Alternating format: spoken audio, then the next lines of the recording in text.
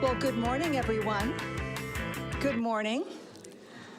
I'm Suzanne Wenzel, the Richard and Ann Thor Professor in Urban Social Development and Chair of the Department of Adults and Healthy Aging in the USC Suzanne Dorick Peck School of Social Work. Welcome to this event. Welcome to Wild Ideas and Innovations, a radical conversation about homelessness. It's really rare to see wild, innovation, and radical in one title. And here we are today about to apply all three items to homelessness, to ending, to addressing homelessness. So I thought it would be valuable to start with a few definitions. Regarding wild, what is a wild idea? I Googled for a little bit of assistance to make sure I got the definitions and the synonyms that I wanted. A wild idea is an idea that's not tethered to conventions or existing ways of doing things. A wild idea signifies freedom in thought. What about innovations? Innovations we see much more commonly, but innovations are new ideas, they're new processes. And innovation represents change, transformation, upheaval. The synonym revolution even came up when I Googled it. And a radical conversation. What is a radical conversation? This means that we want to allow ourselves to deviate from usual paths. We want to discuss different approaches, points of view, draw on unique and outstanding expertise as represented in our speakers today, and that will be thorough and wide-ranging in our conversation. So today, we don't want to break anything that works. We don't want to be that revolutionary. We don't want to promote that kind of upheaval. So we don't want to break anything that works, but we do want to facilitate a bigger breakthrough. And that is in partnership with the city and the county to advance collective efforts to address and end homelessness in Los Angeles. And addressing homelessness must be a priority. And it must be a priority for every one of us in the county and the city. Los Angeles is second only to New York in the numbers of persons experiencing homelessness. And in fact, I think since 1984, we've been vying with New York City for the title, who has the most homeless people in the nation? And then that's quite an unfortunate thought and reality. But it's interesting also to note that homelessness in the United States overall has declined in the past several years. This is based on reports from the National Alliance to End Homelessness. But in Los Angeles City and County, you probably know well that according to the 2016 homeless count, homelessness increased since 2015. And this increase is primarily due to the larger numbers of chronically homeless and unsheltered individuals. Indeed, the ones that we see or most likely to see every day as we make our way to work and home again. But the good news, there is good news in all of this. Today is good news. The good news is that as someone who has lived in Los Angeles for more than 25 years and who's been actively working as a researcher, for all that time on this very issue and working directly with women, men, and youth who are affected by all the negative consequences of homelessness, I can tell you that there's no time like now, that now is different. It's different. There's never been an opportunity like this one with the passage of Measure HHH to build more housing, the passage of Measure H to support services, to provide supportive services to homeless persons entering permanent supportive housing. There's never been such a well-articulated set of plans produced by the city and the county. And indeed, those plans are being implemented now. Implementation started long before those measures were passed. And so those are very strong positives to share. And there's also a level of commitment and collaboration across leaders in the city and county that I've not witnessed in my 25 years in Los Angeles. But even all that, while it will make an enormous difference, won't be enough by itself to end homelessness in the city and the county. That's why we're here today, to push the envelope even more and to think boldly with our outstanding guest speakers, Chris Coe, Dion Joseph, Gabe Kaplan, and Ellen Sloan. So now I want to make an introduction. It's my privilege to introduce Marilyn Flynn. She is Dean and 2U Chair of Educational Innovation and Social Work in the USC Suzanne Dorick Peck School of Social Work. Dean Flynn is also the Chair of the University Steering Committee on the USC Initiative for Ending Homelessness in Los Angeles. She's co-chair of the National Steering Committee Grand Challenges Executive Committee of the American Academy of Social Work and Social Welfare. And I could go on, but in the interest of time, I won't. Please welcome Dean Marilyn Flynn.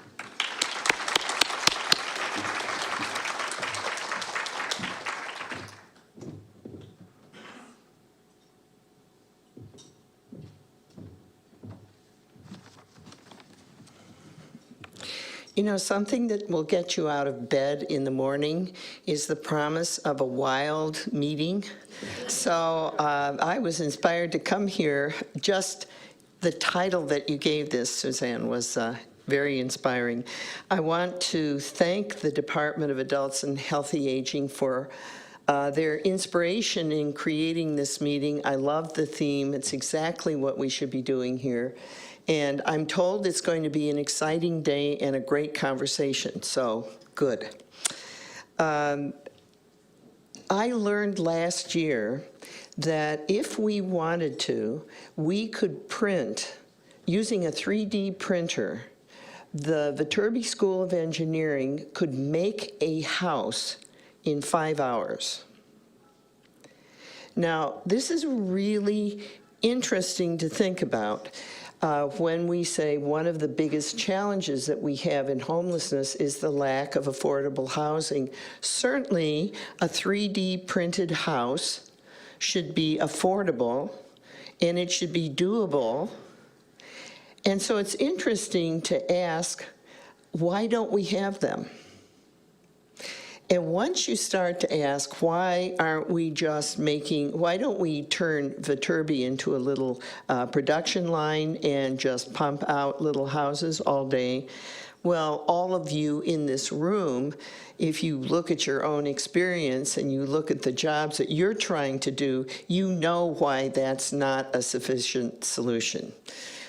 There are policy reasons that we don't do this, the nature of the people who are unhoused, the question of where these places go, and NIMBYism, and other issues are part of the reason that this is something our provost calls a wicked problem.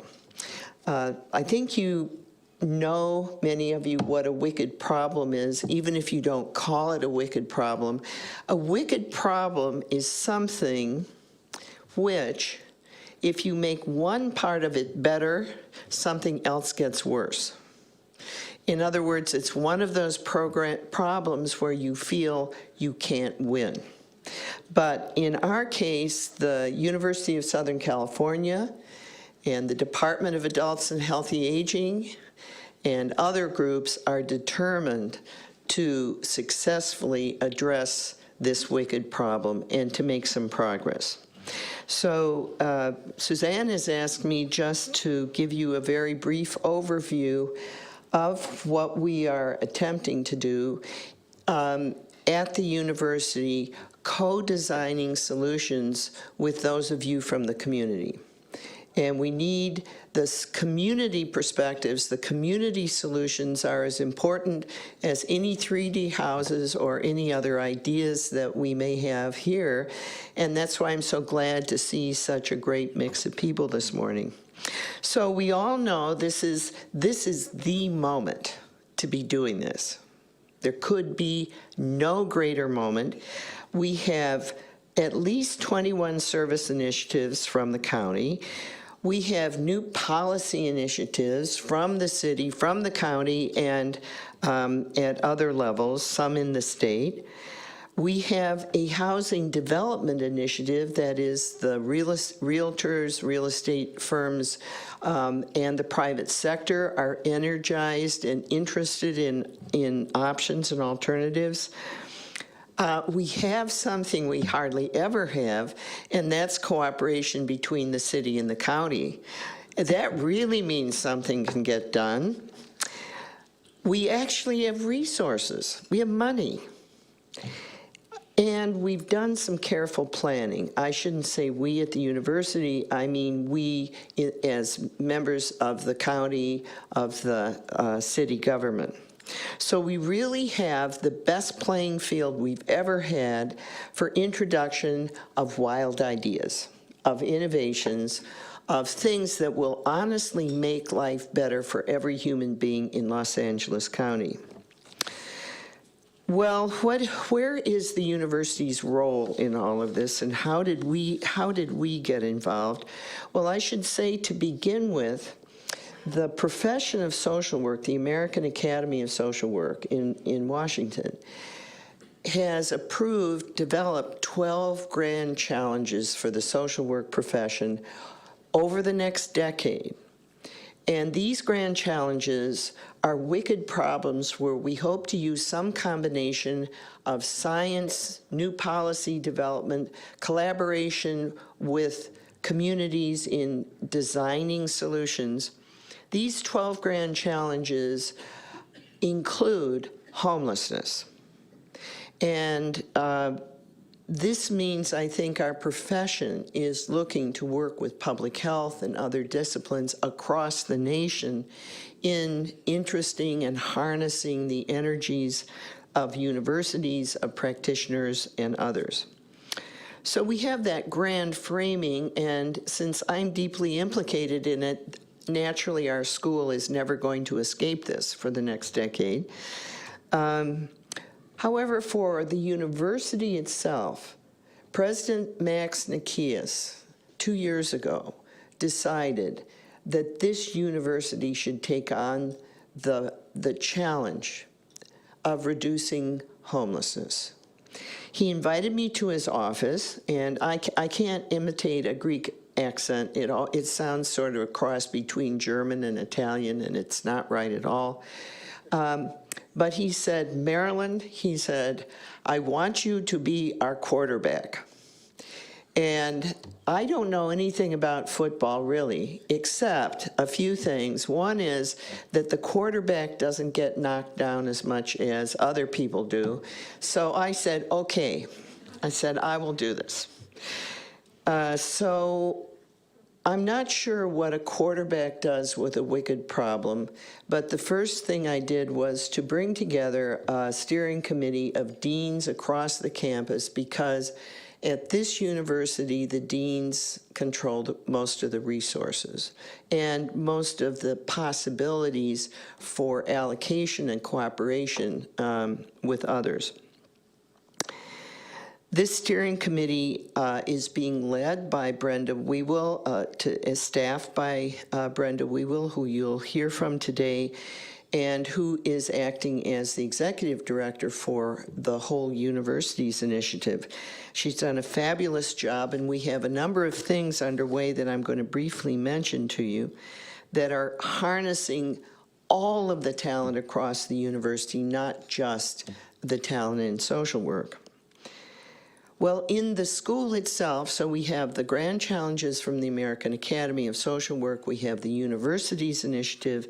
For the school itself, we have Professor Suzanne Wenzel and Professor Ben Henwood and other nationally known leaders in research on homelessness, which gives us a key position to use what is available in this university and use the departments of which they are a part to advance our initiative on ending homelessness. So we have particular strength all across the line in terms of what the potential is here. The question is, how do we get a hold of it, and how can we use the strengths that we have in the best way? Well, I'd like to give you a few examples of what we have initiated over the last year, and this is only the beginning.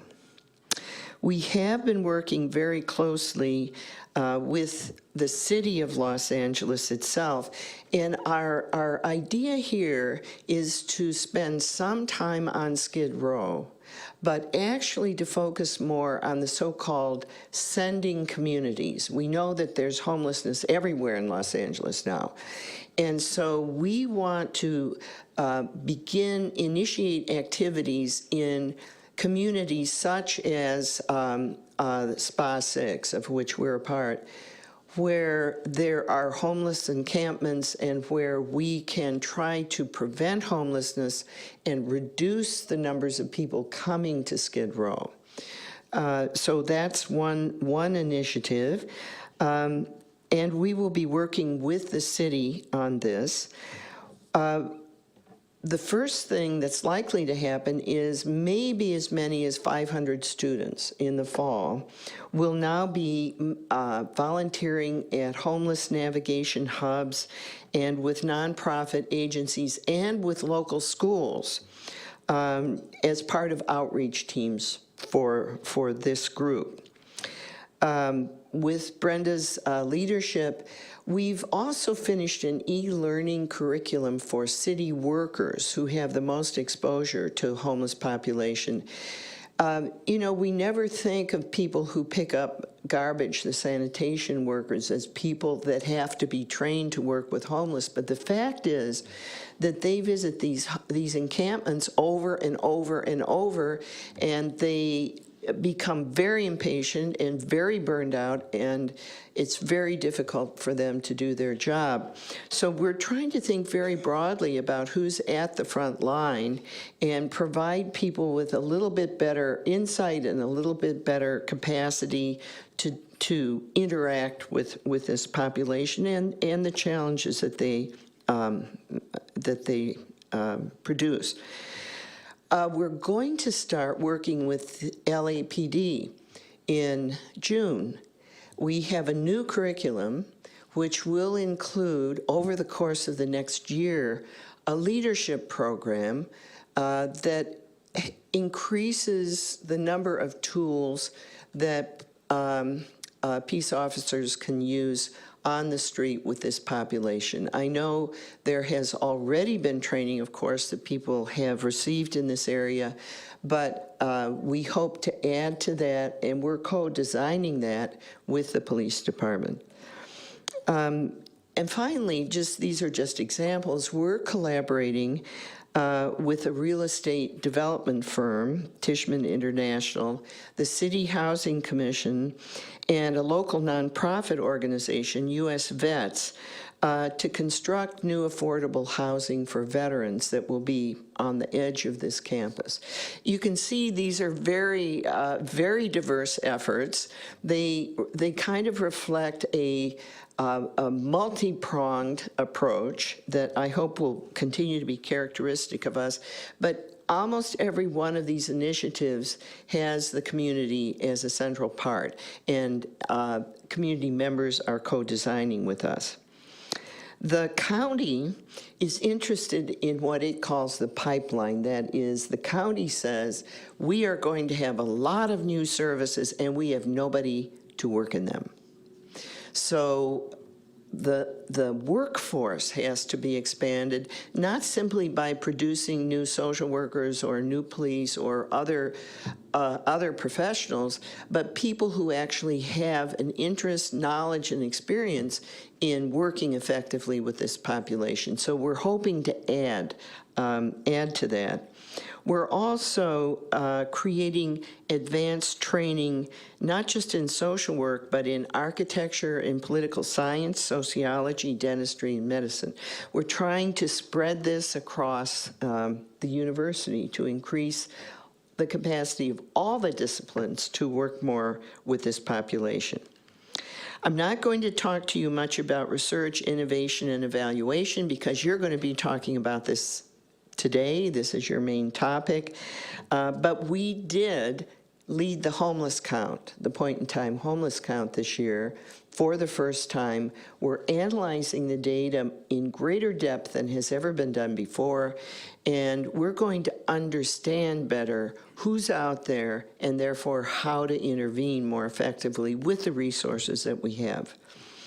And then finally, we're going to figure out how many homeless and hungry students we have. And we have them. We find them in the library. We find them in cars, their own cars, sleeping in their cars. And it's a challenge. It's a challenge in all the universities. There's 86,000 homeless and hungry students in the Cal State system. And we don't know how many there are here at USC. So we will also be taking care of our own, I hope. Well, it's wonderful to see you, and I appreciate the opportunity to give you a very quick overview. I hope you caught more of the spirit. We have a lot of other activities going on, as always, but I think you can see the main focus is breadth. The main focus is working with community partners, and the main focus is really innovation and work with groups in new ways that we haven't attempted before. Thank you.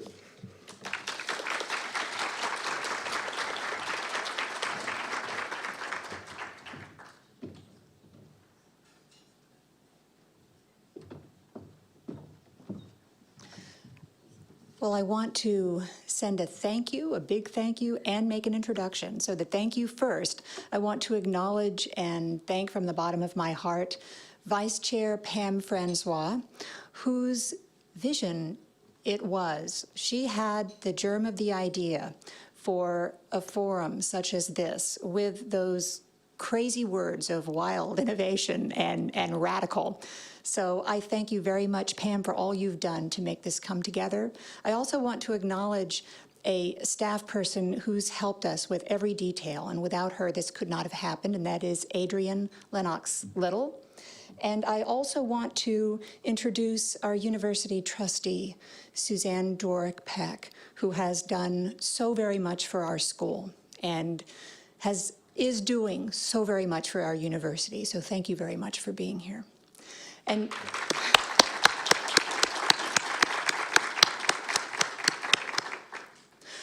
I also want to introduce Brenda Wewell. She is director of the University Initiative for Ending Homelessness. Brenda.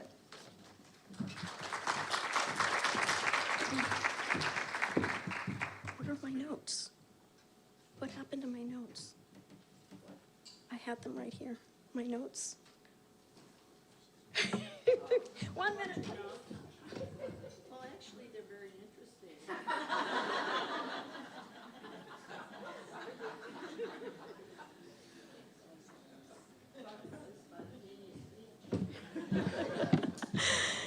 Good morning, everyone, and welcome to USC. This is a wonderful opportunity, and I'm just wondering, so is everyone ready to get wild? Yeah. Good. Are you sure you believed us when we said we titled this Wild Ideas? We weren't kidding. So I'm glad you're here to join us. There's a lot of us in this room who are really passionate. We want to ensure that our neighbors have homes because it's a basic necessity and a right for everyone. And as both Suzanne and Dean Flynn have mentioned, this is a good time. There's leadership here at the school through Dean Flynn. There's leadership at all levels of government, and there's leadership at the helm of the university and throughout the local community. There's just this convergence of resources and excitement and creativity that we want to be able to harness in the best way. So this conference is part of our contribution to that discussion and to try to help maintain it, to carry it forward. After all, in Los Angeles right now, there are 5 major initiatives, count them, 5 major initiatives to eliminate homelessness. United Way Homes for Good, the Hilton Foundation, the City of Los Angeles, the County of Los Angeles, and last but not least, the University of Southern California. So we're pretty popular these days, huh? This is a topic that's finally getting the attention that it deserves. And I'm personally really happy about that, because I don't see how we can have prosperity, how we can have any kind of social justice in our community with so many people suffering from housing insecurity. So now there's a lot of tables where people are working on the problem. And as Dean Flynn said, it is one of those wicked problems. It's so complex. There's a lot of competing constituencies. There's some resistance that's inborn to it. And it's going to be difficult to say we've actually finally achieved it with finality. That's why I'm personally very glad and pleased to see all of you here. We need a lot of brains working on this and a lot of energy. A couple weeks ago, it was interesting because USC held a social change lab, and a group of students and faculty got together and were talking about policies around social change in relation to homelessness. And the group that I was with, the students felt so strongly, I was really impressed. They wanted to make sure that people with lived experience had a seat at the table, and that their knowledge and their experience would guide the process so that we're starting where they're at to create solutions. And today, I want to invite all of you to join us to have a seat at that table. There is the tremendous energy and creativity right here in this room, because I know a lot of you, and there's interesting solutions and excitement going on. So we want to be able to look at the big picture, and we're very fortunate because we have some speakers today who are going to give us some wild ideas and perspectives that can jump off our discussion, which will be really interesting. Everything from the community perspective, how do you get a huge bunch of people to actually get in one room and stay focused on one goal? That's pretty amazing. How do you get somebody to transform themselves in their role and how they work in partnership in the community? How do you get somebody's brain focused in a way that will contribute to the discussion? And how do you bring in technology as part of the discussion? So we've got a lot of wild ideas that are going to be going on today, but we really want this to be a collaborative process. So we don't want to just be talking at people, because we're hoping that as you hear some of these things, it will be stimulating your own knowledge and your own ideas, and that synergy can bring out some things that maybe give us a new perspective, or help us to frame what we're doing in some new ways. And that will be a really important part of what we're going to do. So each speaker will have a chance to talk for 15 minutes, and then there'll be an equal amount of time for some discussion from the audience. And halfway through, we'll do a comfort break. And there'll be a panel of social work students. We've had this year an enhanced field placement experience with a group of social work students who have been given in-depth knowledge and work around policy and the whole topic of social work. So we want to hear from them. And actually, outside at the registration table, there's a sign-up sheet in case you would like to know more about that, or have an agency or know of somebody that might be interested in hosting some students. And then after the speakers in the panel, we're going to have a working lunch. Now, you guys know there's no free lunch, right? Okay. So we hope to have a diverse group at each of the tables. That's why your name tags have different dots on them. You may not have noticed, but everyone has different colored dots. So you get to make a rainbow at each table. There will be a facilitator to help with the discussion. And then we're giving everyone a worksheet, and we would really like for you to jot down some ideas in each of the sections. based on the discussion that we've had, as well as any thoughts that come up for you. And what we're going to do is actually take all of those and put together a white paper that will have memorialized all of that wild and radical conversation that can contribute to the discussion and the planning and the work that as we go forward. So your packets have bios, they have the agenda, they have the general USC stuff from the School of Social Work, and they also have a discussion worksheet, which was what we'll be using at the table for the lunch discussion. And I really want to thank Dean Flynn for her leadership in terms of homelessness on behalf of the university.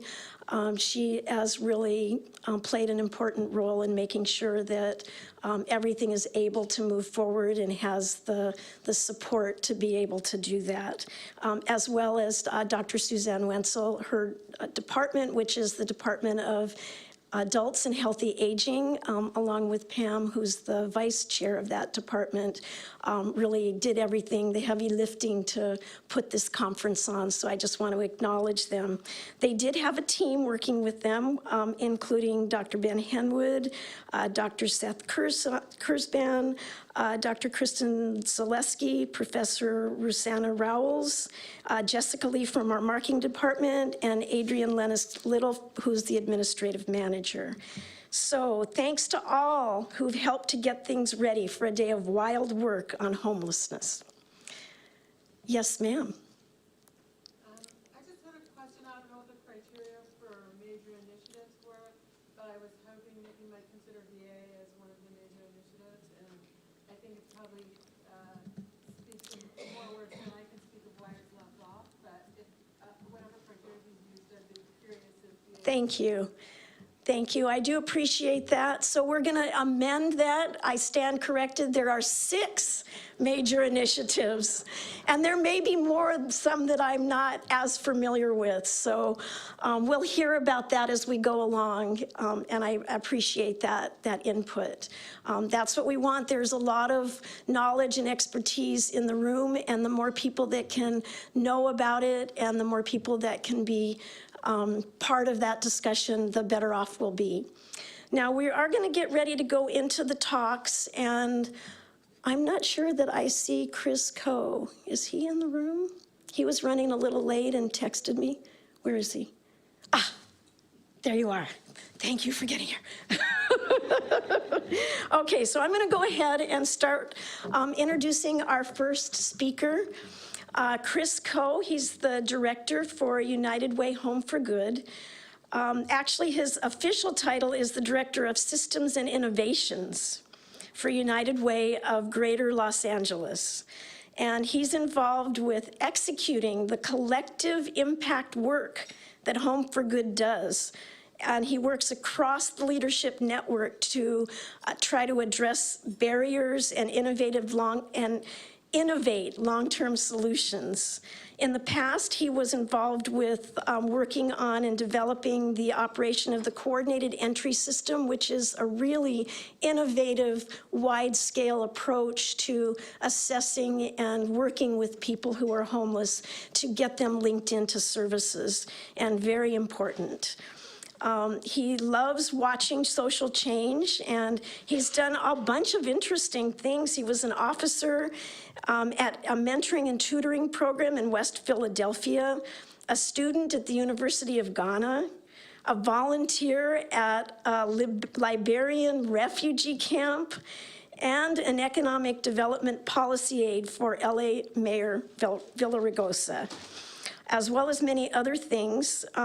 He's apparently studied at the University of Pennsylvania and misses the trees and rivers of Richmond, Virginia, where he grew up. So I don't know about the weather, but I can understand that you might miss the trees and the rivers. So let's welcome Chris Coe.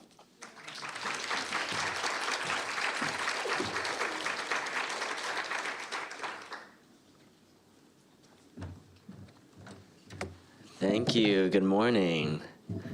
How are you guys doing? Doing all right? Waiting on the PowerPoint, I think. How is everyone? While we're waiting on that question, how many of you all, your full-time job is in the field of homelessness? So your job description has something in homelessness. And shout it out if you are from outside that world. What else? Who else do we have? Yes, ma'am. Oh, I'm just faculty here. Faculty, wonderful. Yeah. And the issue of homelessness is very present, very real for all of us. Absolutely. Anyone else? What brings you here?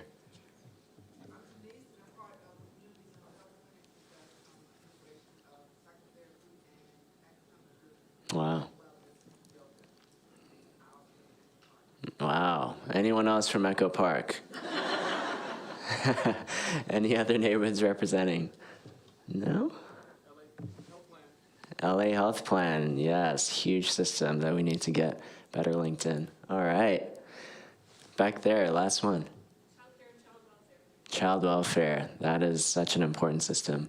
Well, thank you for coming and being so interested. I think your attendance here, I'm sure, represents your passions and your interests in this issue for our homeless neighbors. The title, Brenda chose a much more interesting title for my talk than I chose for myself. She asked me to do it, and I think we're all doing kind of TED-style talks on different matters of innovations in homelessness. So rather than just go into the particulars of how things happened just on Home for Good, I wanted to give a more general talk on some principles of how to get unstuck, kind of using some of the examples we had, but alternatively just how to build together, what things we've learned around the way about how to build together. What Brenda left off in my biography, most importantly, is that I'm named after a cooking oil. Is probably the most important part of my biography, but everything else she said is true as well. In the work of Home for Good, Home for Good started seeded through the Conrad and Hilton Foundation and with a lot of other support as a joint initiative with the Chamber of Commerce about 7 years ago. And we've done a lot of things along the way and put together a lot of interesting things along the way. But the first principle, I would say, to how that all got going in some of the most interesting parts of large-scale change, principle number one, just get started. So I know this is shaping up to be a very interesting conversation. This is the professional version of get out of bed in the morning and walk out the door, right? So anytime you're dealing with something that seems too complicated and too hard to think about, I think it's important to realize that there will never be a point at which you have answered all the questions that people have of your work. There will be a point where you will have to begin to start, regardless of there being outstanding questions to begin with. When we're looking at the coordinated entry system, we were trying to figure out what does it look like to remake a homeless service delivery system for all of the service providers in LA County. The challenge with this is that LA is a huge place, and we're looking at creating a no wrong door system for Los Angeles. LA is a place where in the city limits, you have 8 major cities, with Manhattan being the size of our 110 freeway. In our county, you have 40 of the 50 state capitals neatly fitting in, with a couple in the Catalina and Avalon Islands. In LA, when we are thinking about the systems to create and the systems to stitch between, you have benefits, you have outreach, you have different kinds of housing. We have 4 continuums of care, 6 major housing authorities, 88 cities. So in the mass of things, and we're trying to create a system that stitches all this together, it was impossible to pick the perfect starting place, but we had to just choose. And so I'd say the first principle in our work, we chose a few spots. We started in Skid Row. We focused on adults. We looked at permanent supportive housing as the single intervention we wanted to first try delivering, working on the chronically homeless and using active outreach. Actually, Officer Dion Joseph was part of our very, very first meetings. So it's interesting to be full circle here. But all that to say, we picked a spot and we got going. Similarly, when we're talking about the lead up to Measure H and Triple H, we were staring at this for a while. This is the resource chart that looks at what we needed to end, or more significantly make a dent in homelessness and possibly end chronic homelessness. And if you look at this chart, it all seems very doable now. But 2 years ago, this was a daunting figure, right? We were glad to finally have the approach to look at But given that we had won awards of $50 million at a time or $25 million at a time, these numbers seemed incredibly out of reach. But what we did, we put it in the grants of our systems change partners, and I don't know if any of our advocacy partners are here today, but we looked at the homeless count a few years back and realized we had to do something together that was bigger than any one of us. And this started, the march toward this started by just getting all of us in a room. We put a clause in the advocacy grants that said, you agree, when we figure out what we're doing, you agree to do that with us. It was kind of like, hey, can you help? You know, when your significant other tells you, hey, can you help me with something? They don't tell you what, they ask you first. So we put that clause in not knowing what that was, but knowing that we needed to do something. And when we got in the room, we crafted this policy agenda under which in very fine print, there's a couple lines in here that talks about a dedicated source of funding amounting to at least $100 million. And again, we had no idea how we were going to do it, but we put it on paper, and that went out to all of the home walkers, and with 1,000 petitions, we began the march about a year or 2 years before the ballot measures began. The reason why it's important to get started is that as long as it's better than what exists, it's worth getting going. The status quo is not a imaginary unicorn. Whatever is going on right now is a very real system and a structure and a policy. And so even if what you're seeking to create at scale is not perfect from the jump, if it is better than what exists for people like Henry that we saw on the street, it is worth our time and our efforts to get going. So that fear and insecurity that we have of getting going and knowing that it's not exactly what we want it to be or as good as it could be, overcome that and get going. So just start. Principle number one, despite outstanding questions and because it exists. So 2, collaborate and collaborate differently, which means 1, don't set reasonable goals. Your goal, I think a key tenet in any work of large-scale change is setting a goal that is truly going to require you to work with people you have never worked before. And why would you work with people you've never worked before? Because you're trying to do something you've never done before, and you know you can't do without people you've worked with before. So both in the Home for Good work itself, when we were looking at it, the Hilton Foundation had done work for 20 years. United Way had done work for 100 years. We had looked at a lot of the work in homelessness, and we were just at the end of a cycle where the county plan had just kind of fizzled at that point. Our Homelessness Services Authority at that time was under fiscal mismanagement review. There are a lot of things going on at that time that spoke to the idea that there could not be a major aim achieved. But when we set the goal of let's end chronic homelessness and veteran homelessness in 5 years, it forced us to do things we wouldn't have otherwise done. And when we thought about, hey, how can we create a system that works together? How can we create a ballot measure together? All those things, you cannot create large-scale change if it is something that you know you can do by yourself. So don't set reasonable goals. Secondly, don't worry about involving everyone. I'll speak to that in a second, and don't let policymakers do everything. So in terms of not setting reasonable goals, the second part of it, and the coordinated entry system and other things, is that we set deadlines to the work. Not only did we set a goal, there were points at which in the pilot we said we want to house 100 people in 100 days. The reason why deadlines are so important, 2 things. One, you're in large-scale change, you're going to be dealing with a lot of people who have done things before, have been asked to participate in committees, and are kind of tired of it. Deadlines and time-limited initiatives gives them a way to imagine a commitment that might not be eternal. This is the principle behind why you are still subscribed to that magazine 4 years later that you swore you would cancel after that 30-day trial subscription, right? So the deadline and that part helps you get involved, helps others get involved, but it also helps you practically do things at the last minute that you would have never done. So I think in work of large-scale change, it's counterintuitive because the larger it is, the less it'll be the more difficult it would be to imagine having a goal, but I think it is critically important to have a goal that especially has a deadline. This chart represents the group of people we started creating the coordinated tree system. And the people, the logos that aren't on this chart, do you know whose logo is not on this chart? Anyone who didn't want to be involved, right? So we began with the people who wanted to try it. So we call this the principle of the coalition of the willing. So a lot of times in large-scale change and building, I think we spend a lot of time worrying about who we didn't invite or who we know might get their feelings hurt by not being involved.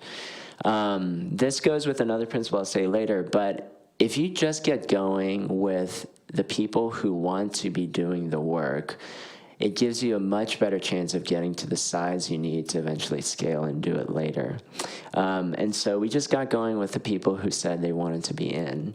The second part about this chart is that very intentionally, the group at the top, and a huge tenet of this work is that don't forget that the heartbeat of any large-scale change movement are the frontline staff or the program staff or the people on the ground who do the work.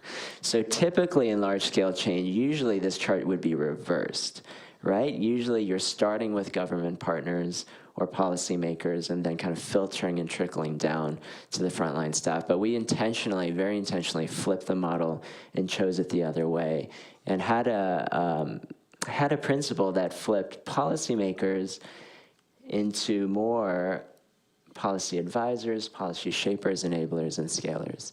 So what this group did, they commissioned the people on the ground to go out and do the work, but they don't have time to do week over week meetings. So it worked in that people who had the time, who had the interest and the expertise were the ones at the center of the initiative, and it worked out better for everyone involved that was the case. So don't set reasonable goals, don't worry about involving everyone, don't let policymakers do everything. Use what you have. Number 3, it's the MacGyver principle. For all of our friends in the room who remember the 80s and 90s. So one day, this is where we started in the creation of the coordinated tree system. It's fun to put this slide up because we have actually achieved all the things that we said one day we might achieve. So years ago when we started this was a pipe dream. But we began in the era where we had no consent forms, no HIPAA compliance, kind of concerns around how we would share data. So we started with unique identifiers, Google Forms, Google Spreadsheets, figure out a way, and now it has forced the changeover of the entire HMIS system, created new consents across the database. We have a new survey that is now multi-part and addresses each population, and that's all there. And this is probably the most important and radical principle, if you're ready for it. It's not the principle of Phil Spector's hair. The principle is persistence, right? Resilience, endurance. I think in this world of innovation, and I can speak to this as a millennial myself, we think rapid change, rapid, on and off. I will tell you, one of the biggest things I've learned in part of doing this, and the most important X factor in all this work, has been persistence and a long-term commitment to the work. You will face a point in the work where your hair looks like that, where it is not quite the length you want it to be, but is longer than the length it began, and you will be very tempted to chop it all off and go back to the beginning, but you have to stick through. And I will say that's probably the single biggest thing why most large-scale change initiatives will fail today, especially in our modern era, is not appreciating that things of true scale and magnitude do take years and maybe even decades to go. So be patient and persistent. Allow for mistakes. Use a dimmer, don't flip a switch. I think the reason you're able to start small with a coalition of the willing, we imagine when we build large-scale change, we imagine that moment where you are announcing this major thing on this major press conference and kind of telling the world. It builds up this unnatural pressure to force that first moment to be unrealistically successful. So we talk about using a dimmer on the large-scale change piece rather than flipping a switch. Another thing to think about, large-scale change does require risk-taking at different points. And something that people often get frustrated by, I think naturally you go to a government partner to start in a leadership role around large-scale change because they're the most visible. Having worked in the mayor's office, I will tell you one of the things that most people don't realize is that there's a lot less than government partners can do than you think they can, partly because we don't let them make mistakes. Us as taxpayers, us as the general public, us as readers of newspapers, do not allow our government partners to make the kind of mistakes that, on the other hand, we want them to take. So in large-scale change, having a private backbone organization or lead will practically enable you to take risks that you cannot otherwise if you just have a government partner in the lead. Government partners are critical, but we have achieved this relationship with our government partners now where they know that we have certain luxuries where if we do certain things, the LA Times won't write about us in the same way that they will about the Homeless Services Authority or other government partners. So knowing what your roles are, knowing what your strengths are important. Have a coach. Have coaches coach you, have a coach for your coaches. Because when you struggle and you are forgetting these principles, even the most strongest and most risk-taking and most boldest person at one point will forget that feeling.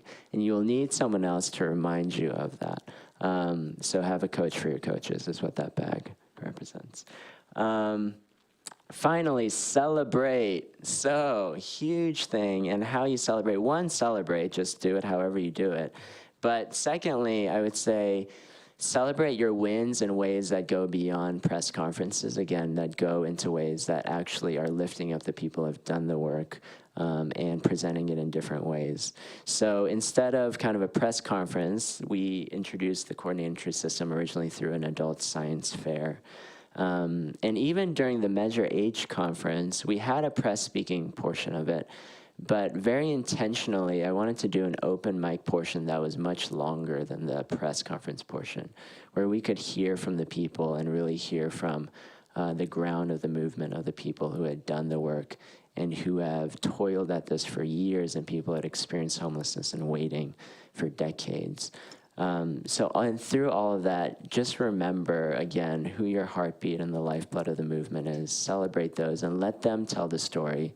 It is much more powerful for a program director or program staff sometimes to tell about why you need a policy change than the executive director. So consider that in your celebrations. Finally, I would say, for the longest time in celebrations, I think a way to do it and to think about it is throw a better party than the other person. Make people want to come to your party. Gandhi, for the longest time, when he was trying to convince India of clean water and the reforms needed for clean water, he was trying a lot of persuasion. At one point, he realized that instead of just trying to logically argue why he needed this or that, there's a point where he just started lifting up 2 glasses of water. And he said, which one do you guys want? And I think in terms of building this, rather than trying to convince other people to jump into your initiative, just build something worth people being involved in and make that your principal aim over and over and over. So even in the coordinated entry system, we're consistently, how do we make this better and more user-friendly? I will be the first to tell you, we know it's not there yet, but the aim of building something large and useful is always just to make it better and to make it more and more useful. Enough to do. So I'll stop with that for now, and I'll close with something else. But I think now at this point, the opportunities we have to apply this to and the things that will require us to think about these kind of principles. A couple of things I see. One, we have 10,000 units and up to 15 possibly with No Place Like Home and ballot Proposition Triple H units. That's 4 times the number of permanent supportive housing we've built in the past. And so the amount of community, the echo parks of the world, we are going to have community conversations really about what it means to invite our homeless neighbors into their communities will be a gigantic effort of large-scale change.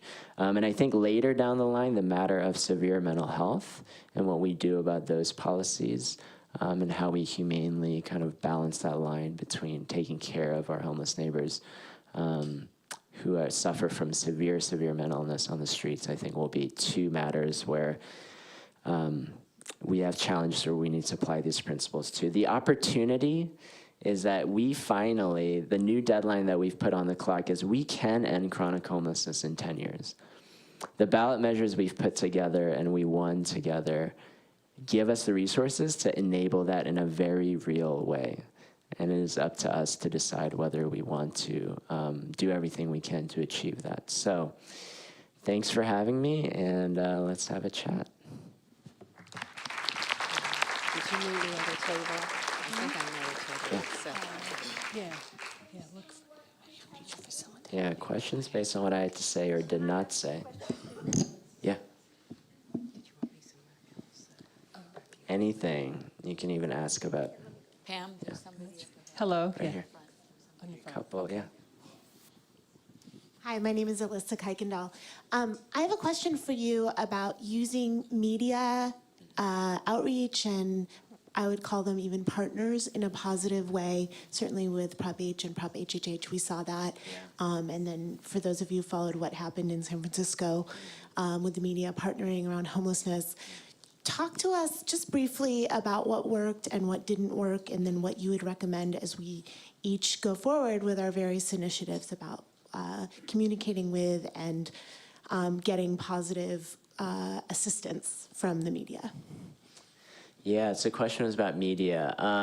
What we took, I think, one, it is to take advantage of whatever opportunities media affords you. Because one principle is that the media, they're not your friends in the sense that they have no loyalty to you, right? So they may write the greatest article about your work one day and have a completely different side story, and it's not personal, right? You don't need to get your feelings hurt. On the opposite side, you cannot have the expectation that one good story will mean the second story will be well. What you should do, and I think what we took advantage of in both, is that know how the media does influence public opinion. So I think on the reactive piece, be set to react to it. The media had been writing a lot on encampments, right? And we were frustrated by how they were talking about homelessness. But at the same time, rather than just trying to change the stories they were writing, we realized it actually presented an opportunity to take advantage of the public frustration with homelessness. And then along the way, I think having partners in the media where we did have relationships and working those angles were important. So I think something we did intentionally in editorial meetings or other pieces were to present a diverse set of partners and stakeholders. And it was important that the work to measure H and Prop Triple H built over for years. So one of the most important partners were our business partners. And you can't fake kind of passion and knowledge at that level, right? So by the time they got in front of the editorial board or testimonies, it was clear that they knew the content, they were experts, and that they cared. And the editorial board and others were impressed by that, the fact that there were non-traditional partners. Because they expect, if you're a nonprofit, if your paycheck is going to be written by or benefited, even though that's not why you're doing it, there will always be a skepticism. Media will always be looking for there's a false equivalency right now with fair news that they will always want an opposing opinion. So the more you can go in equipped with people who don't represent just your talking line, it will help the story kind of overall be written in a positive way. There you go. Hi, Denise McCain-Thornstrom. I'm with Every Child Foundation and also a nonprofit, Our Children LA, I founded around homelessness. And I know you all have expanded a bit beyond chronic. And I wonder if you could talk a little bit about the efforts that you all are now also assisting to lead around the youth homelessness problem, those that are under the age of 25. Yeah, thank you for that question. So another large-scale effort change that actually was the first thing seeded was the Funders Collaborative. And that effort works to stitch all of our public and private funding together. We focused on chronic homelessness. I think even with our focus on chronic homelessness, we started realizing that chronic homelessness is fed and rooted in all forms of homelessness. And as we worked on systems that span even the single adult side, we realized that spanned every system. And so that's really led us into considering and starting this year in an RFP out that we have today. So you can, I think it's unitedwayla.org/grant seekers. But you can find our homeforgoodla.org/grant seekers. But that you can propose now. We are starting to expand kind of support for ideas and initiatives that stitch into other systems. One priority system that we have is the foster care system, and other pieces like that we know really feed long-term homelessness. So we are absolutely want to address the broader systems of homelessness and bring a pathway home for all of our neighbors. So this year we're starting to make inroads into that and really take more proactive steps in the following years. So, thank you. Yeah, I wanted to just follow up on, Yes, sir. what the lady said about the youth problem. Yes. You have two two ends. You have the adult homeless, but there's a younger age, especially with the people of color, That's right. that are, it's kind of like, you're going to work on this problem, but you're going to have a constant stream of people coming in from the lower end. Yep. And if you look at the issues they're dealing with, is we're finding a lot of young people now that are homeless, and they're living from house to house, garage to garage, and it's due to blended family issues. It's deal with absent fathers and single parents, and those issues are complicated. They compound, and so I mean, I'm just wondering if it's a big problem. I know it's a lot of resources, but there's a population that is building up. Yes. Building up, and they're going to end up on the streets. So there has to be, like you say, supportive service, but there has to be a preventive component. And I don't have the answers. But one of the things that I see in Pomona is they're creating volunteers who are mentors, and these mentors track these kids, and they journey with them, and they connect with them, and as they go through their walk. They're walking with them, and they're dealing with their issues, making sure they're connected to resources and et cetera, so that they don't end up in homeless. Because you see the big problem, they end up falling out of school. There's an education component. They get in trouble with the authority, the police. There's drugs and alcohol. There's teen pregnancy, and and then there's suicide, and it goes on and goes on. So I don't know if you're just, if that's something that you're kind of thinking about. And Oh, yeah, absolutely. I mean, youth homelessness, two things about youth homelessness. One, there's a much higher overlap already, even with chronic homelessness, than people realize, right? So there's a lot of youth who are already chronically homeless, believe it or not, for one. So we should not think of them as mutually exclusive populations. Even in the pilot of the coordinated entry system with chronically homeless persons, like in areas like Hollywood, I think a full quarter to a half of some of the housing placements were with youth. So it is, I think, at that age, people are shocked to realize that many of them have already experienced chronic homelessness or experiencing it. And yeah, I think on the second front, it is absolutely a feeder into the other pieces, and that's why we are looking. So this year we'll be looking at research to see how do we go down the line. And then the systems, like I mentioned, the coordinated entry system we built, the first system that we expanded it to was youth in an intentional way. So the coordinated entry system for youth exists now and is about to be stitched back together with the adult system. Because the other thing I will say, why it's not helpful for us to have such distinct buckets, I get calls from people. I've gotten called, and I purposely take them because I want to hear what's going on. There's a woman who called me. She started by saying, she needed help, and she was 22 years old. In the course of the conversation, as we talked more, I discovered that she actually had a child she was separated from, was being taken care of by the foster care system. So she's a young mother. She fits into the 18 to 25 bucket, so she's technically a transition age youth. And she was fleeing a situation of domestic violence, right? So what is she? What system does she belong in? Is she an adult?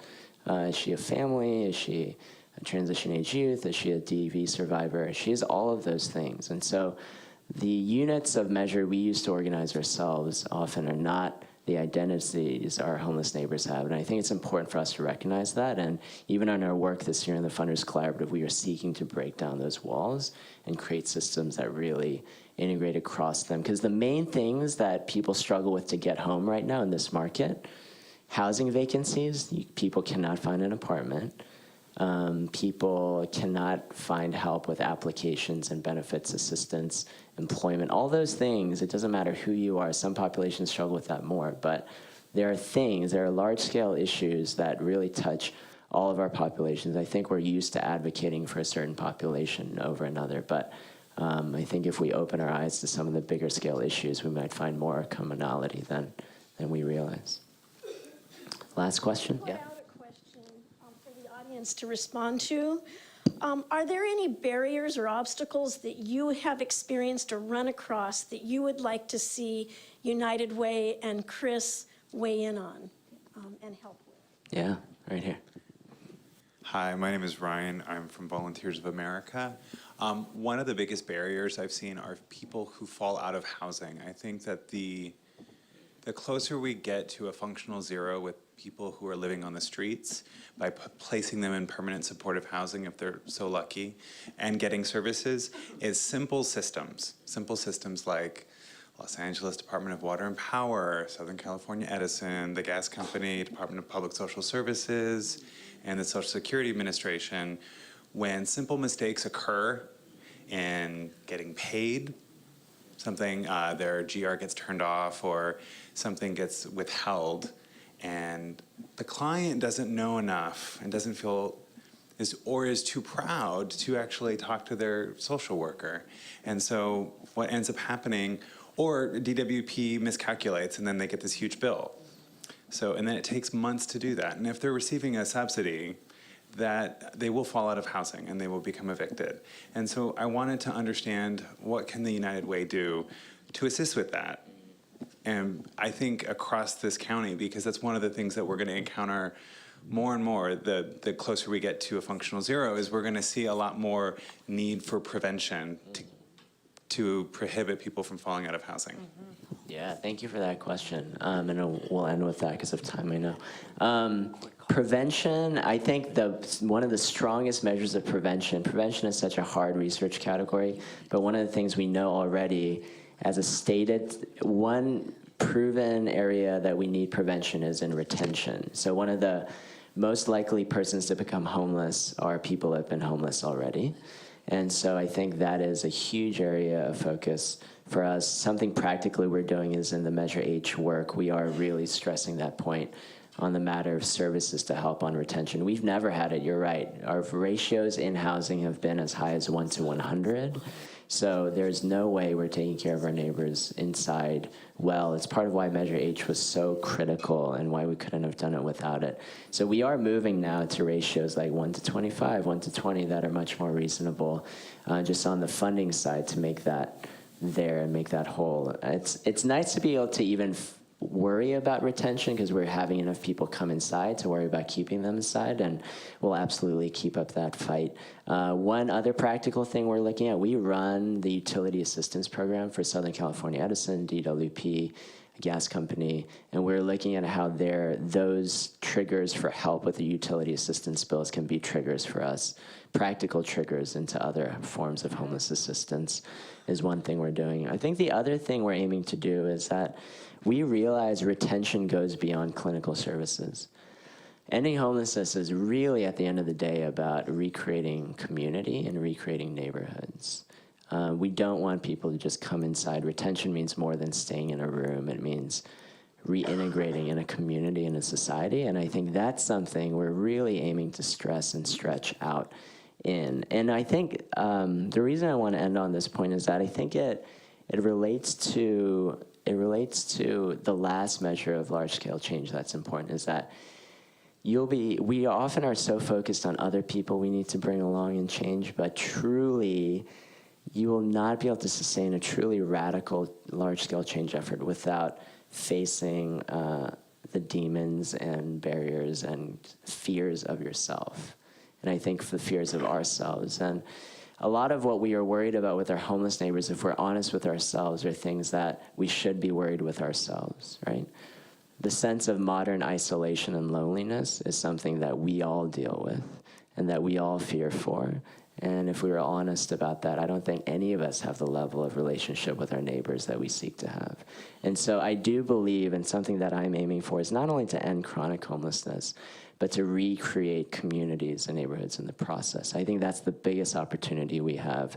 And the biggest thing our homeless neighbors can do for us is teach us all how to be neighbors again. Because in their story and struggle, they will be reflecting more transparently, I think, the fears and the difficulties we all have living in this society. So the last quote I'll leave you with that has fueled me through this is from a book called Servant Leadership. It says, "Who is the enemy? Who's holding back more rapid movement to the better society that is reasonable and possible with available resources? Who is responsible for the mediocre performance of so many of our institutions? Who's standing in the way of a larger consensus on the definition of the better society and the paths to reaching it? It's not evil people, it's not stupid people, it's not apathetic people, not the system, not the protesters, the disruptors, the revolutionaries, the reactionaries. The real enemy is fuzzy thinking on the part of good, intelligent, vital people and our failure to lead and to follow other servants as leaders. Too many settle for being critics and experts. There's too much intellectual wheel spinning, too much retreating into research, too little preparation for and willingness to undertake the hard and high-risk tasks of building better institutions in an imperfect world. Too little disposition to see the problem as residing in here and not out there. In short, the enemy is strong natural servants who have the potential to lead, but do not lead, or who choose to follow a non-servant. They suffer, society suffers, and so it may be in the future." So I'll leave you with that, to consider that it is beyond the time where we can point at each other. Let's point at ourselves. Let's reflect deeply, understanding that we will have to be prepared to create transformative changes in ourselves to see large-scale change outside of ourselves. Thank you. Thank you, Chris. That was outstanding and a great way to kick off our speakers. Thank you so much. Well, I'm very pleased to be able to introduce our next speaker. And if you had other questions that got raised from that discussion, make notes on your pad and bring them up in your lunch discussion.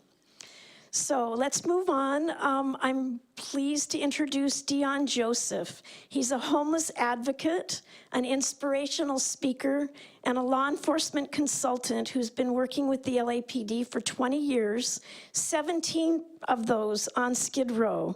He's worked in collaboration with a lot of social service agencies and become involved with multiple projects to help the community in creative ways, including housing, job opportunities, hygiene kits, and a bunch of other stuff. So I can't wait to hear Deon Joseph.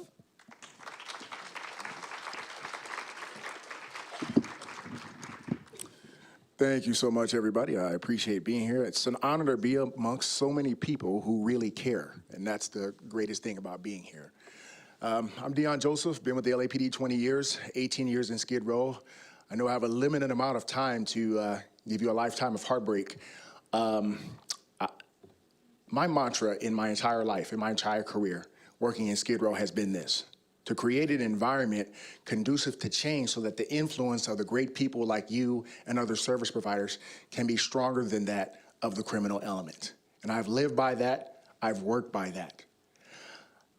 I am not coming to you from a police perspective. I hate that term with all my heart. I'm coming to you from the perspective of a human being who happens to be a police officer. Because there's two groups who become overly demonized in this conversation, and that's law enforcement as well as the homeless. And when that happens, well, just come to Skid Row and you'll see the results of that. So what I really want to do is, first I want to put in context what Skid Row is. I want to humanize the people of Skid Row. And then I want to tell you the truth about Skid Row. Now, I got a limited amount of time, so since I can't really espouse everything I've seen in 18 years, a picture's worth 1,000 words.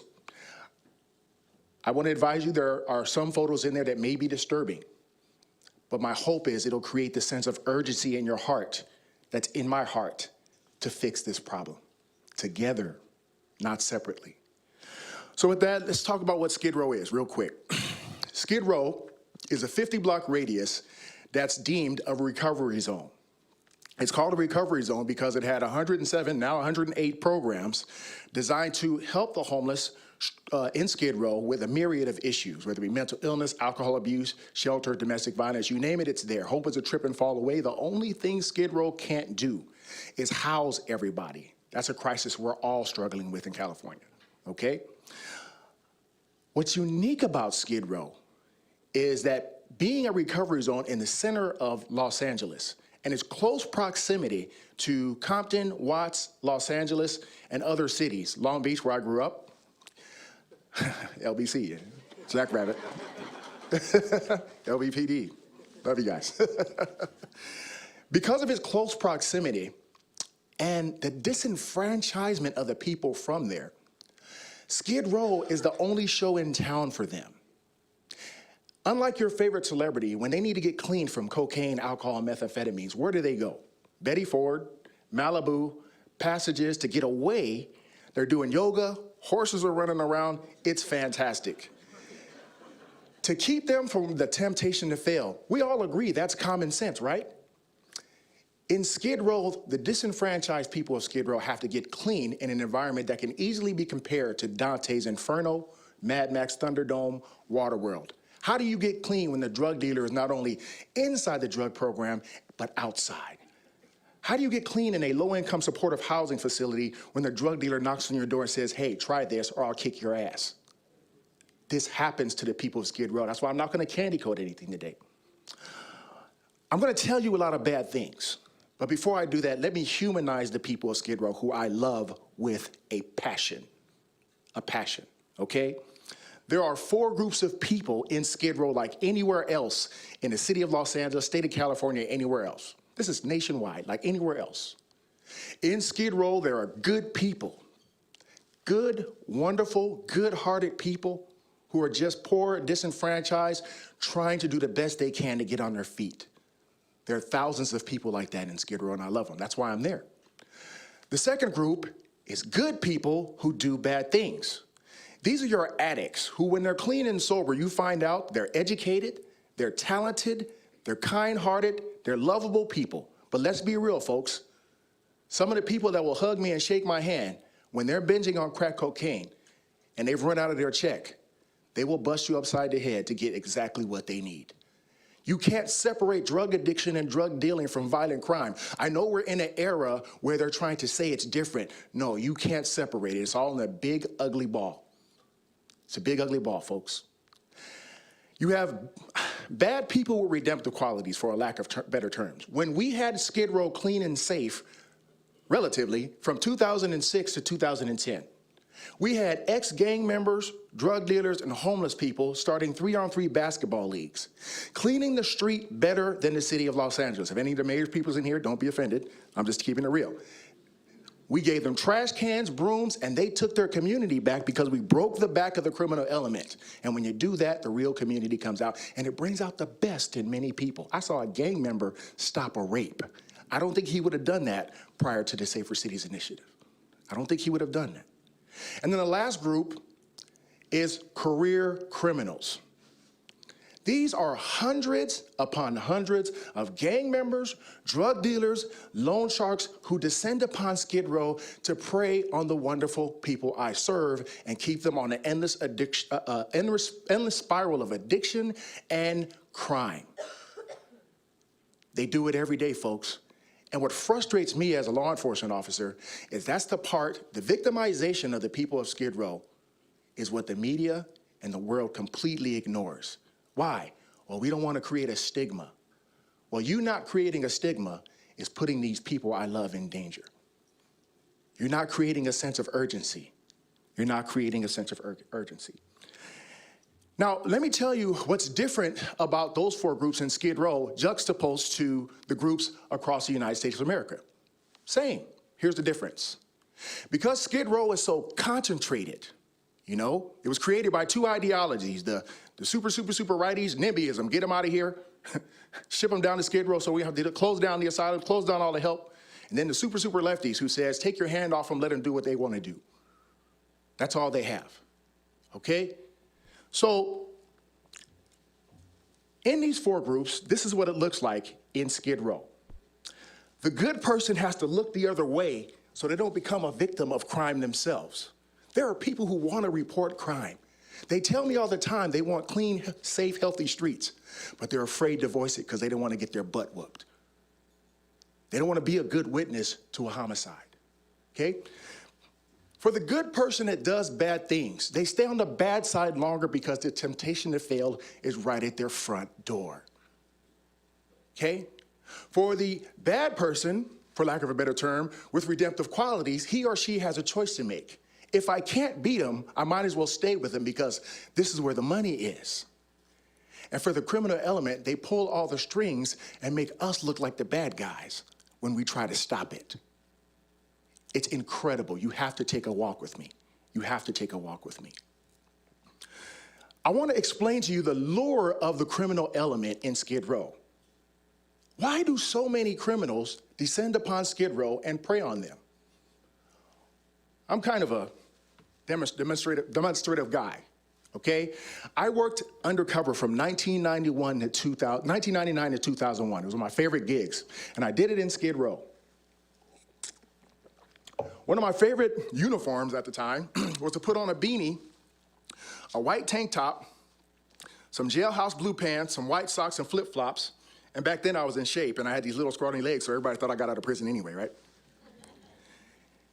And I had a jailhouse wristband. And I would walk down the 600 block of San Julian, the heart of Skid Row, and we would be looking for gamblers, gang members who were gambling drug money that they made off the backs of the Skid Row people, okay? So here I am, I'm in character, I'm right there in the middle of a dice game, 7-11, 7-11, 7-11. And then I look up, I give my partners a signal, violation, ding, they come running in their patrol cars. And guess who goes running too? Me. One time, I'm out of here. It looked better than this, but I don't want to fall off the stage. Anyway, so as I'm running, a high-ranking member of the Crips, I don't know if you guys know this, the Crips and Bloods work together in harmony in Skid Row to prey on the people. He's chasing me, and he says, slow down, cuz, slow down. And I was like, what's up, dog? He goes, hey, man, slow down, man, I can't catch you, man. Come here, let me holler at you. I said, what's up? He says, man, you just get out? I'm like, yeah, been in the glass house for about a year. He goes, oh, okay. You strong, man. Can you fight? I'm like, yeah, I'm nice with these. What's up? He goes, oh, bro, you need some work? I was like, hell yeah. Yeah, I need some work. He goes, okay, you see that guy right there? You see that old lady in that tent right there? You see that little Asian chick right there? They owe me money. I will pay you $50 a day to bust their head to the white meat till I get it back. Thanks, bruh. Went down the street, he got arrested, we took him, took his dope money. We still had 3 hours left in our shift. My boss says, we can't leave, folks. Let's get back out there and let's go get some prostitutes. Now, I hate the term prostitute with a passion because many of the women who are engaged in prostitution in Skid Row and beyond are scarred. They're victims themselves. But for the sake of scenario, prostitutes. So I kept the same uniform on. Beanie, tank top, Band-Aid, jailhouse wristband, jailhouse blues, flip-flops. And my boss says, you ain't gonna get no girls looking like that. I was like, watch me, I'm Chocolate Thunder, baby, come on. And as I'm walking in the area of 7th and Stanford, this attractive but weathered young girl, she couldn't have been more than 23 years old. She flags me down and says, hey, daddy. I said, hey, what's up, boo? She goes, you need a date? You look like you've been away for a while. I said, hell yeah, I need a date, girl, what's up, right? She looks at me and says, okay, I charge 20 for this, 40 for that, and I won't do that. You know what, stop, wait. I said, what's wrong? She said, my dude got locked up. He got sent away for 10 years. You got a place to stay? Like the homie's trying to get me some SRO. She goes, nah, forget that. You know, I live at the Ford Hotel. Look, you can come stay with me. You can have me for free. I'll give you all the money. I just need you to protect me. In the span of 3 hours, I had a job, a girlfriend, a place to stay, and a tax-free income because at the time I had talent. How dare you be a parole agent and send your parolee or probationer down to Skid Row and then put your finger in their face and say, stay out of trouble? There's so many things in Skid Row happening down there that don't make sense, but yet we still buy into the narratives that aren't working. The ideologies that have proven to fail, they're not working, okay? The poor quality of life drives the violence, drives the drug sales. Where do you think drug dealers hide their guns? Where do you think they hide their women? Where do you think they hide their dope? In the tents. Do you know in Skid Row, a gang member controls every block of Skid Row, whether it be Bounty Hunter, Grape Street, East Coast Crips, Hoover, they control, and they get along. And if you try to set up a tent in Skid Row, they're coming for you. You set up on my block, you got to put in work. So now you got homeless people who become drug dealers. Some of them are forced to, others are willing participants to support their habit or pay off their drug debts. That's Skid Row. That's Skid Row too, okay? You can't separate it. The tents are up, the garbage is up, and as a result, crime is up. I'll prove it. From 2006, 2010, we had those tents down. Thank you. We had those tents down from 9 to 6. We allowed them to sleep. We understood that. There's no places for them to go. But from 6 a.m. to 9 p.m., you're not just going to sit on the sidewalk and destroy yourself and others. And it worked. How dare you tell me you're an advocate for the safety of homeless women, but yet you're okay with the environment that puts them in danger? Because let me tell you, folks, just tell you something, folks. If I can't see them being raped, I can't save them. If I can't see them being humanly trafficked, I can't save them. I can't see a man overdosing in a tent, I can't save him. The fire department can't save them. And since I'm running out of time, and I wish I had more time to walk this out, let's just switch over to the other most important issue, okay? The most important issue that I see in Skid Row is mental illness. Allow me to walk this out, please. It's affecting all of us, but nowhere. Skid Row is the mecca for all things homeless, but it's where everybody wants to shift their mentally ill. America's solution to mental illness currently is to shut down the asylums and sue so we can't bring them back and sprinkle pills on the mentally ill and kick them out in the streets in the name of civil liberties. For some, they fall into the arms of family members and support. For many, they end up coming down to Skid Row. And with their prescription pills, Skid Row is off the chain. I can't survive Skid Row looking like this, feeling like this from my medication. So they sell their prescribed medication to make enough money to buy methamphetamines, crack cocaine, spice, and marijuana, which exacerbates their condition. Ladies and gentlemen, you're talking to a Los Angeles police officer. Those Long Beach police officers, we will be the first ones to tell you that being mentally ill is not a crime. Being paranoid schizophrenic is not a crime. Being paranoid schizophrenic on spice, that's a whole other issue, okay? Why is it an issue? Because there's a chemical buffer between, let's say you're paranoid schizophrenic and you're having a crisis, but now you just smoked some spice and it got to your receptors and that crisis 100-fold. If it was just paranoid schizophrenic, I know there's voices in your head, just hear my voice. Now that you're on spice, there's a chemical buffer between me, the law enforcement officer trying to help you, and your crisis. How do I help you when you think I'm a 6-foot alligator trying to bite you? Which is why uses of forces happen. It's not for a lack of training or a lack of compassion. It's that chemical buffer, and that's what the papers always seem to leave out. But anyway, what are the tools they gave us? And I'm gonna end on this note because I wish I had more time.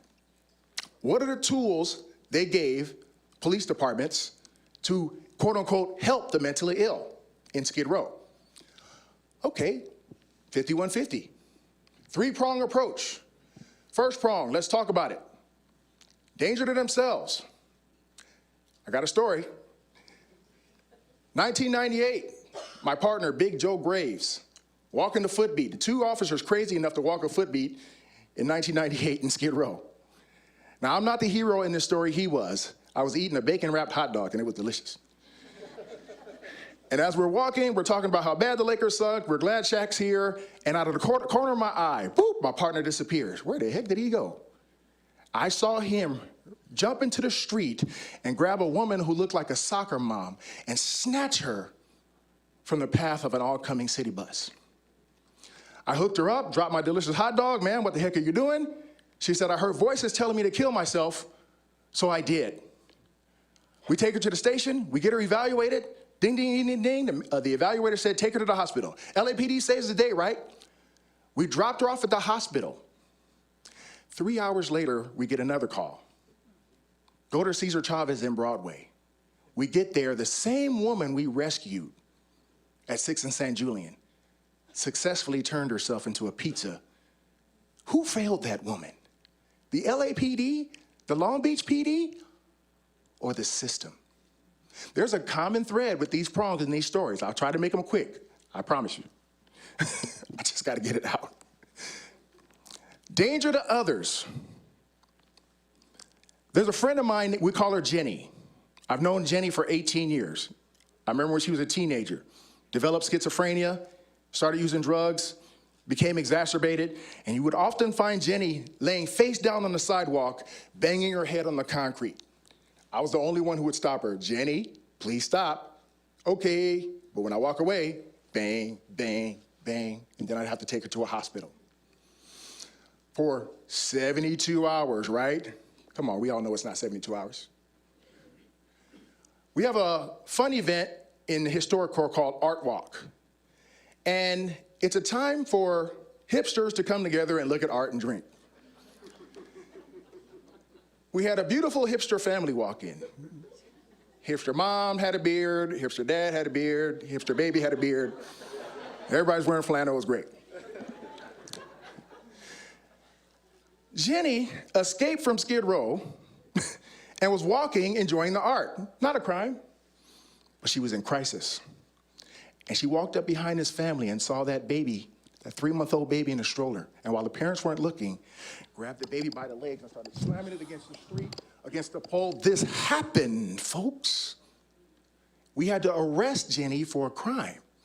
Jenny went to jail. Jenny got out in 4 months. Who failed Jenny? Who failed that family? Us or the system? Last story, and I'm done. Gravely disabled. Another wonderful tool they give us to help the mentally ill. 2004, a man had just got out of prison. He was 6'4", 275 pounds of pure muscle. Thank God he liked me. I know my limitations. I met him, we had developed a rapport, and then one day he told me, "Joseph, I have cancer. Can you pray for me?" "Bro, I got you. I got you, man, but go take care of yourself, man. Take care of yourself." This man had cancer, but he chose crack cocaine over cancer. I was wondering where he was. I didn't see him for 2 years, but someone said he was in the tent somewhere. Now, this is a picture of my day. No one in this room, other than probably the police officers back there, had a day like this. 2005, I'm driving to 5th and San Julian. I see a man sitting on the sidewalk holding his head and then holding his stomach. I said, "Sir, you okay?" He said, "Robo, they stabbed me, bro." I said, "Who got you?" He says, "That Cuban guy down the street, ponytail, red shirt with trees on it." I said, "Bro, I'm gonna call the ambulance. I'll meet you at the hospital. I'm gonna go get him right now." This is before the Safer Cities Initiative, folks. I'm driving down the street trying to find the suspect, and there are people in the street smoking, joking, laughing. They won't even get out of my way so I can go find us. Lawlessness was driving crime in Skid Row. I finally get to 6th and San Julian. I cross the street, and I see my favorite news reporter at the time, Anderson Cooper, and Deputy City Attorney Jose Agrabidi doing a piece on Skid Row. I didn't have time for star sightings. I had to go find a suspect. So I drove past them, and I saw a crowd of guys waiting for a bus to go to a shelter away from Skid Row. I'm big on decentralization, folks. When I got out of the car, I see my guy, and I'm telling the guys to move out of my way. My friend, 68-year-old woman by the name of Mama Grouch, was being threatened by a 6'1" female gang member. I arrested the gang member and throw him in the backseat of my car. I still got an ADW suspect to get. I go through the crowd, and I think I see my guy. And as I'm pulling out those handcuffs, I trip. And I look down, and the same man I saw in 2004, who was 6'4", 275 pounds, was now 6'4", 86 pounds, dead on the sidewalk. Oh, I thought he was dead. But of course I do my due diligence. Oh man, that's sad. Hundreds of people around, nobody called the ambulance, nobody called the police. I'll just check his pulse, see if he's got some life in him. And as I'm checking his pulse and counting, I feel something on my fingers, and I look, and these 2 fingers were covered with maggots from an abscess that he failed to take care of. I said, this guy's dead. As I'm about to call for a supervisor, he does this. Robo, just let me die.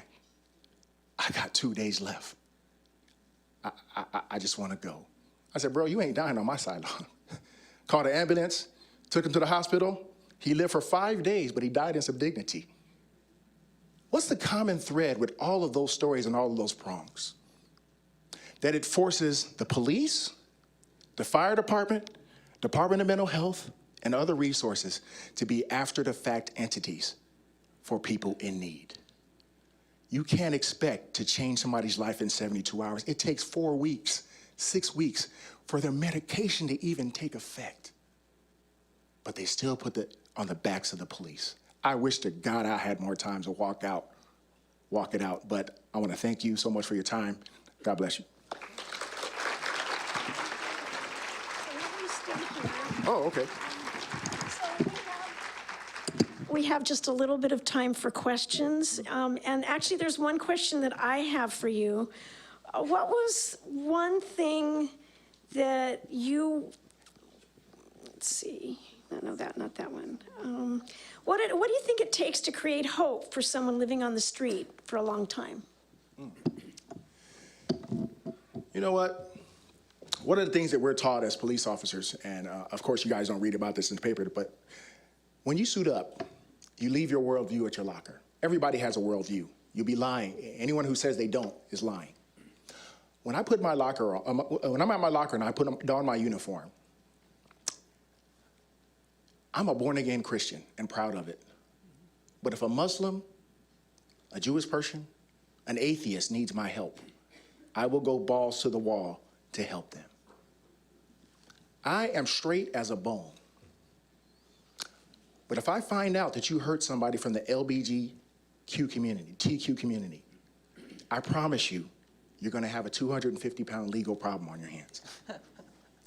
I am an American citizen and proud. American through and through.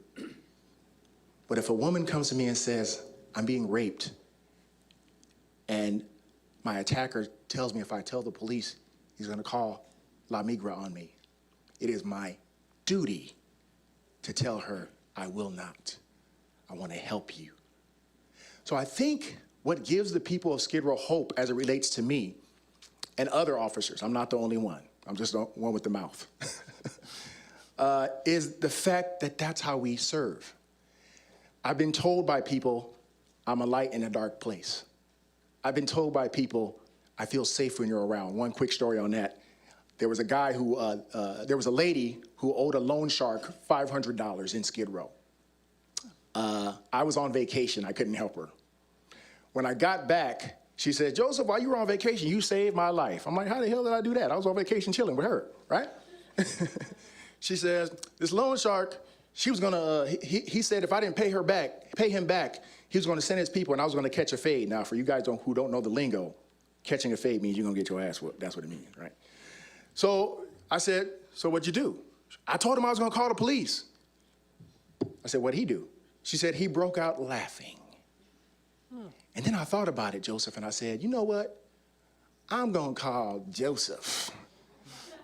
And he looked at her and said, don't get that big Negro involved, you got 2 more weeks. And she ended up not having to pay it because she never owed it in the first place. See, what you guys don't know about Skid Row is the gangsters are now taxing people just for coming outside their door. So we give them hope when they see this uniform. They won't say it to the press. The press won't report it anyway if they did. but we give them hope. We do. Yeah, I wanted to comment. I work in the city of Pomona. I don't know how it is in Skid Row, but what I come across is the normal thing, the routine is mental illness, substance abuse. There's veterans now.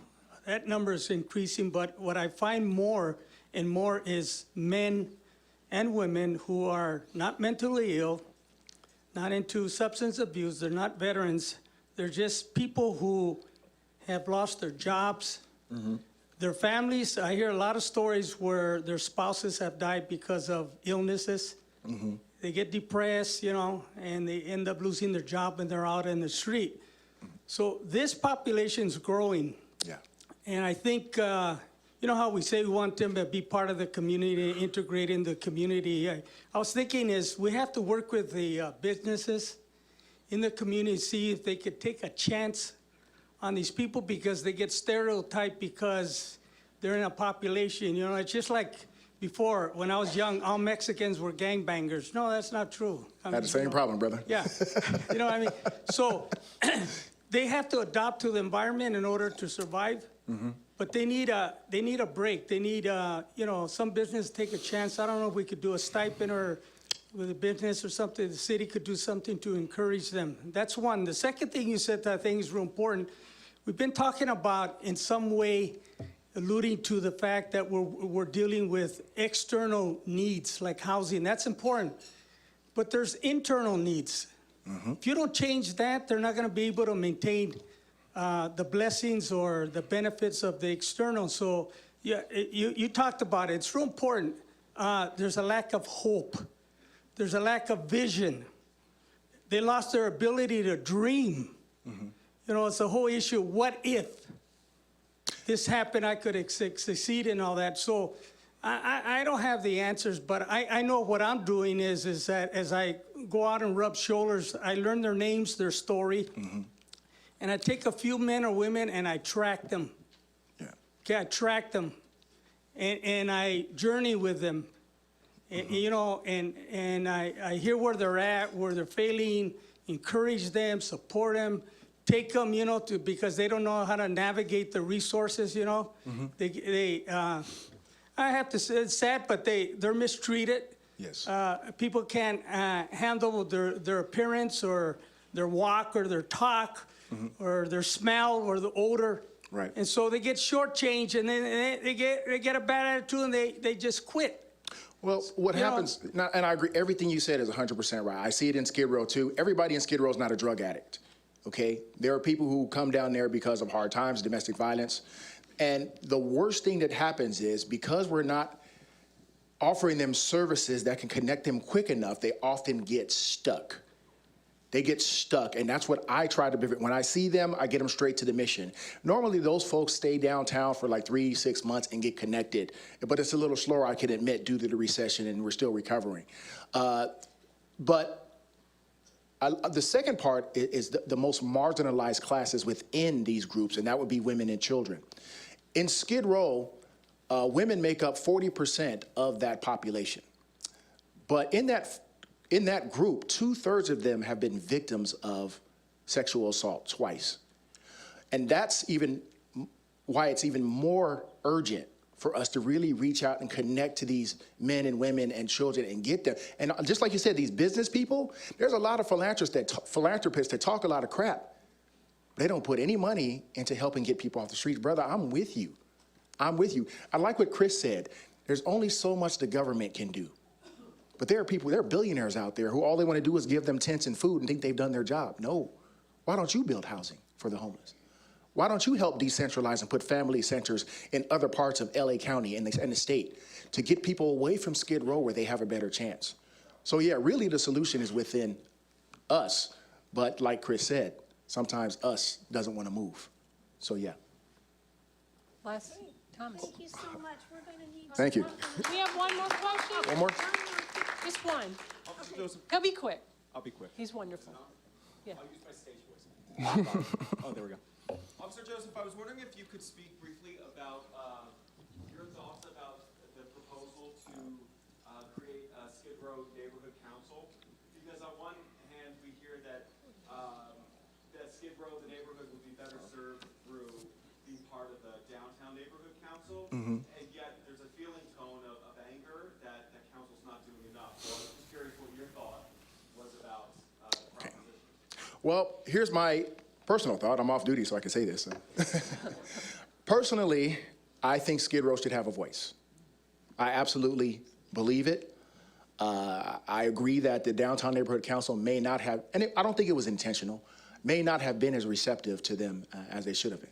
My issue with the Skid Row Neighborhood Council is a couple of people who are behind it. That scares me to death. Now, for me, if those people are gone, I'd wholeheartedly back a Skid Row Neighborhood Council. But just a couple of them that really, really, I have a high concern about, and I wish I could say more about that, but I won't. Thank you. Yeah. Well, thank you so much for Whoa. Thank you.